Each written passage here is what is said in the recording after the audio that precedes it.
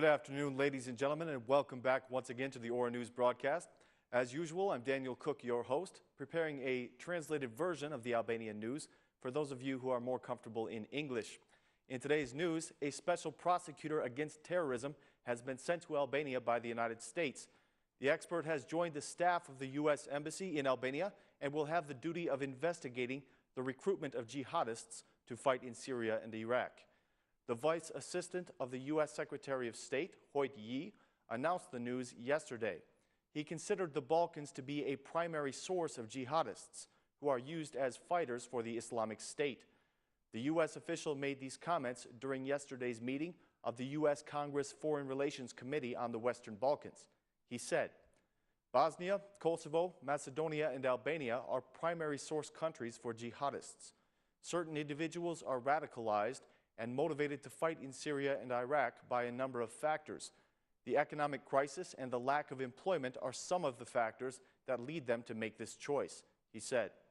The U.S. diplomat also said that the United States are providing essential support through technical advice, training in cases that are related to terrorism, and strengthening the legal basis against terrorism.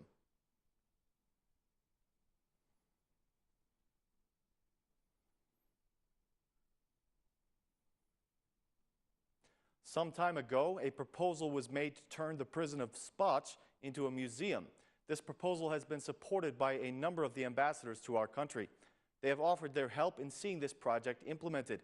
A group of the ambassadors were familiarized with the history of the museum today and the proposal to change it into a museum. The group included the OSCE ambassador, Florian Raunig, the German ambassador Hoffmann, the Swedish ambassador, Patrick Svensson, and the ambassador of the Czech Republic, as well as a number of other diplomats. The ambassadors told the head of the commune that they would be willing to invest in the restoration of this prison. The abandoned building, in which hundreds of opponents of communism lost their lives, is in a serious state of disrepair, and it needs restoration before any further plans can be made.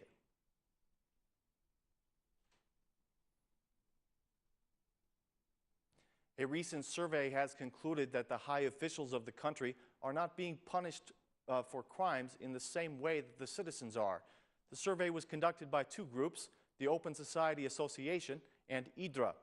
Most of the people who responded to the survey are convinced that the high officials are punished much less than the citizens.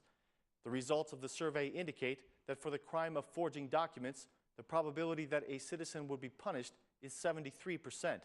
But if the same was done by an official, the probability of being punished is only 33%. For a traffic violation, the probability that an average citizen would be punished is 70%. But for the same offense, the probability for officials is 25%. For fiscal evasion, the probability for a citizen to be punished is 69%, while for the officials it is 30%. The final result of the survey is that the probability of punishment for the citizens is 62%, while for the officials it is 25%, according to the perception of those surveyed. A representative of the IDRA institution says that 7 out of 10 people believe that impunity in Albania is a concerning problem.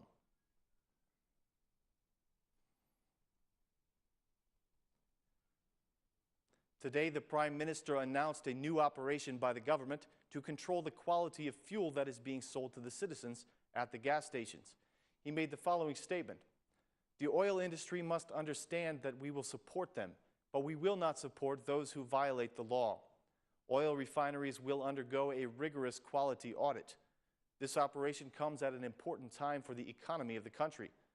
The improvement of the economy must continue, and this sector plays an important role," the Prime Minister said. He continued that the audits will be conducted throughout each link of the supply chain in both the domestic market and the foreign export. The product will undergo strict examination from the point of entry through the Albanian customs to the retail market. Prime Minister Rama said that there has been an agreement reached with the responsible ministries and institutions. He said that they have agreed to follow a specific set of guidelines and implement a quality mechanism that will be in place 24/7. The Prime Minister also said that there will be no tolerance if any violations are found, and he warned the business owners to take this operation very seriously.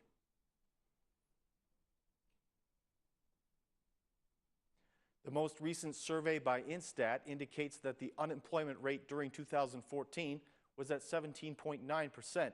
Instat points out that the unemployment level has increased by 1.5%, but at the same time, the employment level has also increased. According to Instat, this contradictory fact is due to a large number of people seeking jobs for the first time, who were not previously in the workforce.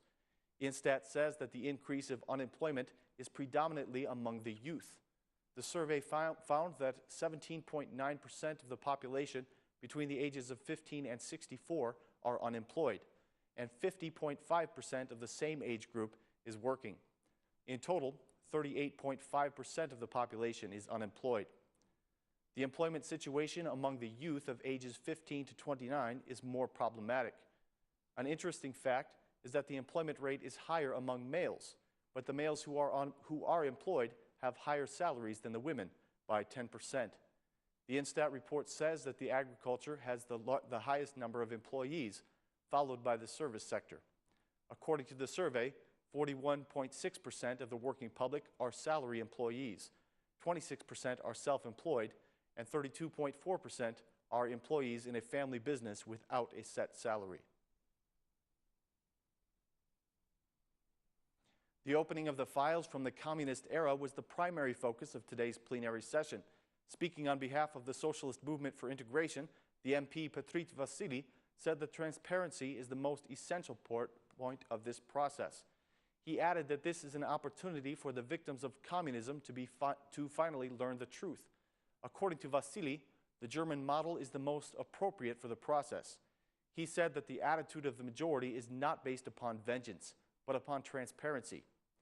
The Minister of Social Welfare, Erjon Valiaj, also spoke about the issue, saying that the victims of communism and all the citizens should learn the truth. He said, "This is one of the best bills for the opening of the files. We have the best experience in this field with the best European practices. We express our gratitude to Germany for the support it has given to us in this issue. This is about the confrontation of a painful past, one that has left scars in people's lives. The way that we deal with this past is the challenge. This bill allows us to be informed, not only for the sake of the persecuted, but for everyone. The image of every person who wants to be engaged in politics must be verified in the files of the state," he said. The former Assembly Speaker, Josefine Topali, spoke out against the bill. She said, "This is all hypocrisy because there was a law on lustration in 1992 through 1996. There were also some people who were imprisoned at that time.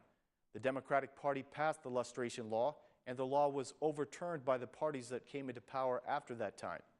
This is hypocrisy that comes from the most hypocritical minister of this government," she said.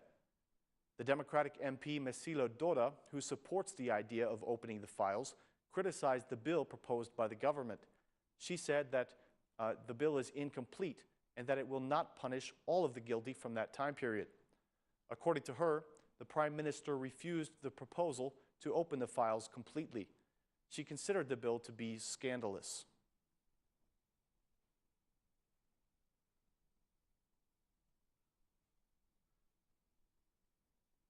Ladies and gentlemen, that's all of our news for this evening. Thank you very much for joining us.